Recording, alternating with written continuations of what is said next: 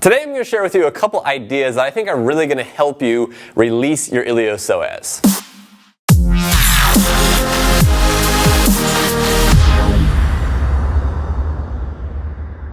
What's going on, everybody? How you doing? It's Blake Bowman here with GuerrillaZen Fitness, and in today's video I'm going to share with you a couple of concepts or ideas and an exercise that you can actually employ to help calm down your iliopsoas muscle. So if you don't know what your iliopsoas is, it's basically a hip flexor muscle, okay?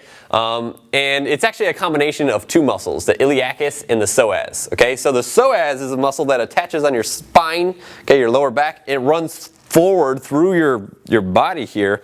It blends in with the muscle inside of here called the iliacus, and then they both attach on your femur, your leg bone, on the inside of it. Now, for the majority of you watching this, I'm going to assume that you have a problematic iliopsoas.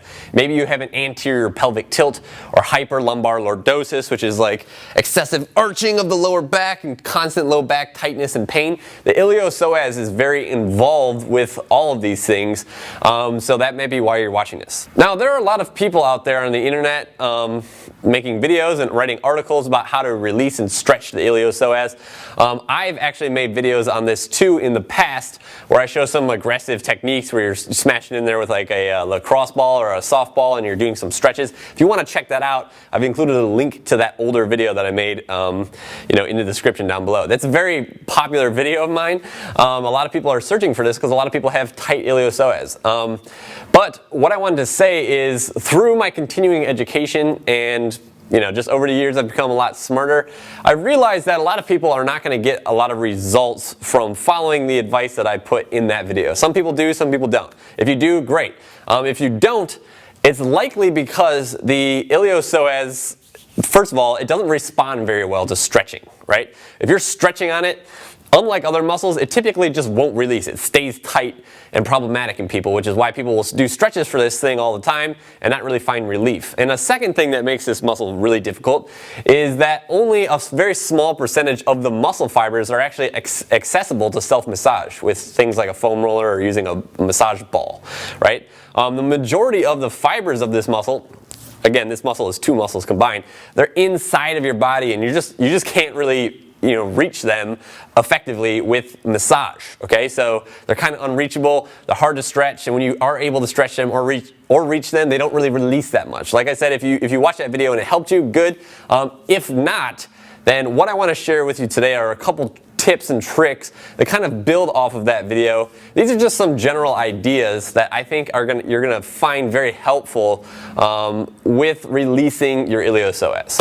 All right, so let's get right into it. So the first thing that you can do is something called constructive rest position, which is by an author named Liz Koch. She wrote a book about psoas and how to basically release it. But what I want to show you right now is a diaphragmatic breathing session, okay, where you're using your diaphragm to breathe while you're in this constructive rest position. What this does, when you put yourself in the constructive rest position, which I'll show you in a second, is it gives the psoas slack. So it's not stretching the psoas, it's not massaging the psoas, it's simply bringing like two ends of the psoas where they attach closer together so that the muscle can have a little bit more slack and it's not going to be as tight all the time. While we're in that position, we're going to be retraining your body how to breathe properly, which is really going to help you with your anterior pelvic tilt. If you have that, it's basically going to help re-educate the muscles in your core how to function and fire together in proper length, relative to one another. Basically, in a nutshell, what this does is it will help you relax the psoas and teach your body how to breathe and move properly, while the psoas is relaxed. So I'm going to show you that right now. All right, so basically to do this, you just need a bench or a chair or anything that you can put your feet up on. And the way that you initiate this is by laying on your back and putting your feet up on a platform or something. Like I said, a bench, chair, anything works, bed. What this does here is it's going to posteriorly tilt the pelvis a little bit. It's going to allow the lower back to flatten, okay? And like I said, this is going to take tension off of the psoas muscle. So right now, the psoas muscle in this position is able to be relaxed, okay? I'm sure if you have tight iliopsoas and you just lay in this position, you'll feel immediate relief just from being in this position here, okay? So now to initiate the breathing, I've showed this before.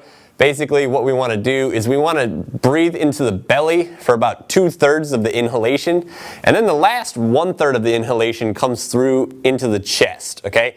And then you expel both things out of your body equally, okay? So the way I recommend to train your body how to do this is to put one hand on the abdomen so that you can feel the abdomen rising and you know that you're breathing enough air into the abs. And then the second hand goes on the chest so that you know basically how to time this whole thing, and you know when you're breathing, when you should be breathing in your core versus your chest, okay? So, it looks like this, basically. Hand goes here, 2/3 comes into here. Last 1/3 comes into the chest. Okay, so in real time it's gonna look like this.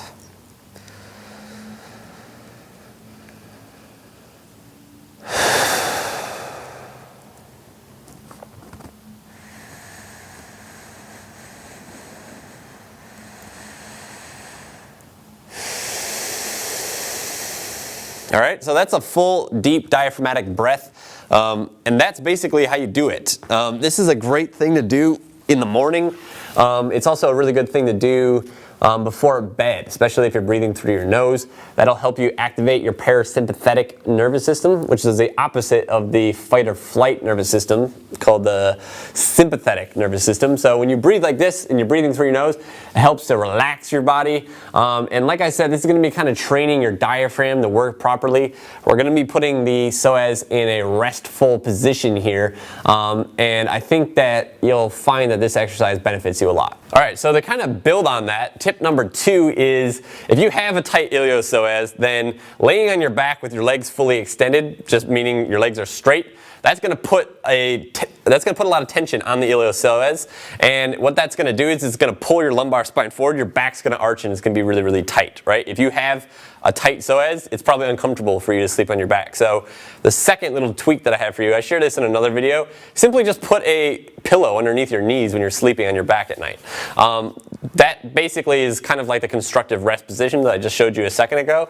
It will give slack to the psoas and give it time throughout the night to adapt to the new length that you've given it, which is a little bit more of a loose length. It's not so long, it's a little bit more short, okay? And it's more relaxed, okay? Our body adapts to the positions that we hold them in. It's called soft tissue adaptation. The longer you hold a certain position, the more that muscle kind of reinforces the position and length that it's in, and then it stays that way. So you can use this, for your own advantage or against yourself. And if you're trying to release the psoas, you have and if you're trying to, get more laxity in that muscle so it's not so tight and overactive and painful all the time, you have 8 hours every day when you're sleeping to get your body to adapt to a new position. So try that. Try putting a pillow underneath your knees while you're sleeping.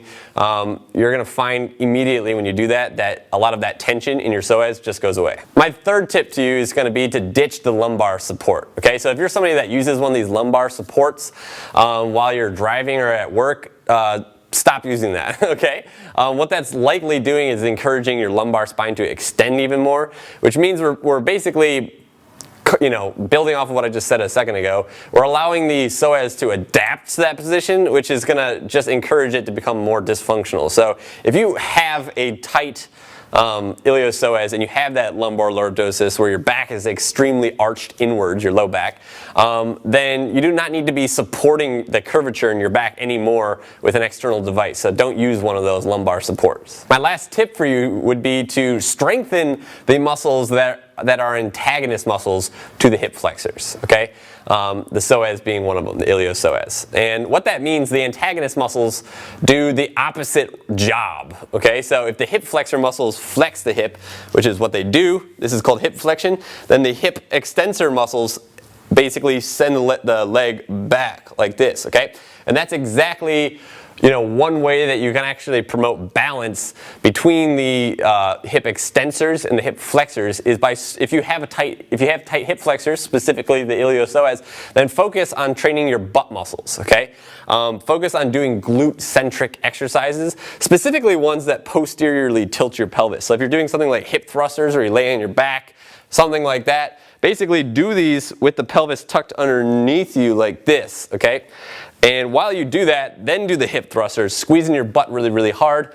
Again, any extra muscle contraction that you can get in the glutes, it's not gonna hurt, it's gonna help, you know, balance out the relationship between the glutes and the hip flexors. If you want to check out a glute workout, I put one down in the description beneath this video. I really hope you like this video. Like I said, I included some extra links to videos that I made in the past in the description down beneath this video, so if you want to, you can check those out. One of the things I included down there in conjunction with the other things that I talked about is a video that I made about how to test yourself for anterior pelvic tilt to see if you have this going on. So check that out. If you liked this video, then give it a like down below. Leave me a comment. Let me know what you want to see in the future. Also, make sure to subscribe to my YouTube channel by clicking this. And lastly, if you want to figure out how to fix your anterior pelvic tilt even more, then get my anterior pelvic tilt workout. It's free. You just got to click this, enter in your email, and then I'll send you a leg and core workout that will help you fix your anterior pelvic tilt. I really hope you enjoyed this video, like I said, and I'll see you next time.